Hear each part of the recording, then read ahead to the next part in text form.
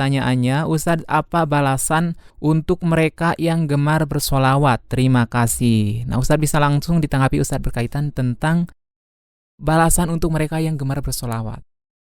Berkaitan dengan pertanyaan ini, kita harus menyadari keutamaan solawat. Berkaitan dengan keutamaan besar dari solawat kepada Rasulullah SAW, ada hadis yang diriwayatkan dari Anas bin Malik radhiyallahu anhu. Rasulullah SAW bersabda, "Man shalla alayya salatan wahidatan, sallallahu alaihi asyra salawatin, wa huttat anhu asyru khotayatin, wa rufi'at lahu asyru darajatin." Barang siapa yang mengucapkan solawat kepadaku 1 kali, maka Allah akan bersolawat baginya 10 kali, dan digugurkan 10 kesalahan dosanya, serta ditinggikan baginya 10 derajat atau tingkatan di surga kelak. Hadis riwayat An-Nasai, Ahmad, Ibnu Hibban, dan Al-Hakim. Hadis yang agung ini menunjukkan keutamaan bersolawat kepada Nabi SAW dan anjuran memperbanyak solawat tersebut, karena ini merupakan sebab turunnya rahmat, pengampunan, dan pahala yang berlipat ganda dari Allah Subhanahu wa Ta'ala. Dari hadis tadi kita dapat mengambil faedah penting yang terkandung di dalamnya.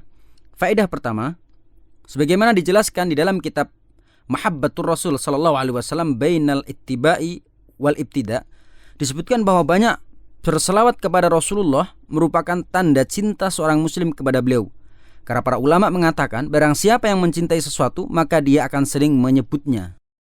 Kemudian faedah yang kedua, yang dimaksud dengan solawat di sini adalah solawat yang diajarkan oleh Nabi SAW dalam hadis-hadis beliau yang sahih, yaitu yang biasa dibaca oleh kaum muslimin dalam solat mereka ketika tasyahud, dan bukan solawat-solawat bid'ah yang diada-adakan oleh orang-orang yang datang belakangan.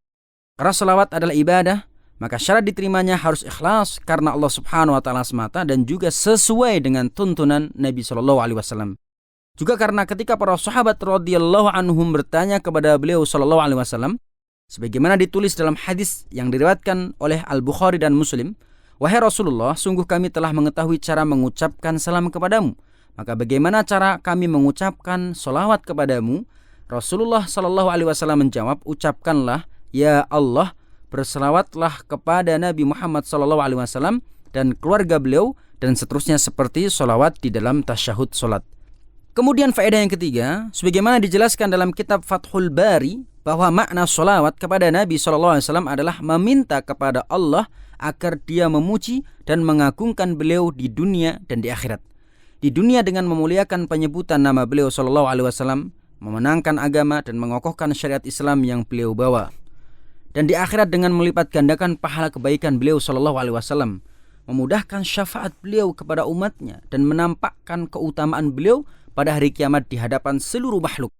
Dan faedah terakhir yang dapat kita ambil dari hadis yang saya bacakan tadi adalah makna solawat dari Allah Subhanahu wa Ta'ala kepada hambanya adalah limpahan rahmat, pengampunan, pujian, kemudian dan keberkahan darinya ini. Sebagaimana dijelaskan dalam kitab Zadul Masir, ada juga yang mengartikan dengan taufik dari Allah Subhanahu wa Ta'ala untuk mengeluarkan hambanya dari kegelapan kesesatan menuju cahaya petunjuknya. Bagaimana firman Allah Subhanahu wa Ta'ala dalam surat Al-Ahzab ayat 43, "Huwallazi yusalli 'alaikum wa malaikatuhu liyukhrijakum minadh-dhulumati ilan nur wa kana bil mu'minina rahima." Dialah Allah yang bersolawat kepada kalian, wahai manusia dan malaikatnya, supaya dia mengeluarkan kalian dari kegelapan kepada cahaya yang terang, dan Allah dia maha penyayang kepada orang-orang yang beriman. Wallahu a'lam.